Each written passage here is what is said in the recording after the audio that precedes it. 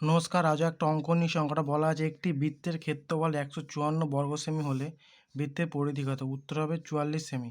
প্রথমে বৃত্তের ক্ষেত্রফল সূত্র জানি কি আমার পাই আর স্কোয়ার, পাই আর মানে ব্যাসার্ধ স্কোয়ার। তাহলে প্রথমে আমরা আর বের করবো, তো 154 ব্যাসার্ধ বের করবো।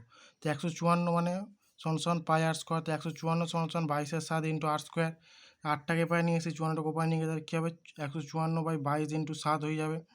তাহলে কি আট স্কোয়ার সমান 49, এখানে 22 দেখালে 22 একে 22, 7/22 154। তাহলে কত হবে? আট স্কোয়ার সমান 49, তাহলে 49 কাটবো 7 স্কোয়ার, তাহলে 8 সমান 7। তাহলে আমরা ব্যাসার্ধ পেয়ে গেলাম 7। তাহলে বৃত্তের পরিধি কী হবে? সমান 2πr। তাহলে 2 গুণ 22/7 ইন্টু 7 মানে 8। তাহলে কি 7 কেটে যাবে, তাহলে কত হবে? 22 দুগুণে 44, আর 44 সেমি, এটাই হচ্ছে উত্তর। আশা করি স্যার বুঝতে পেরেছ।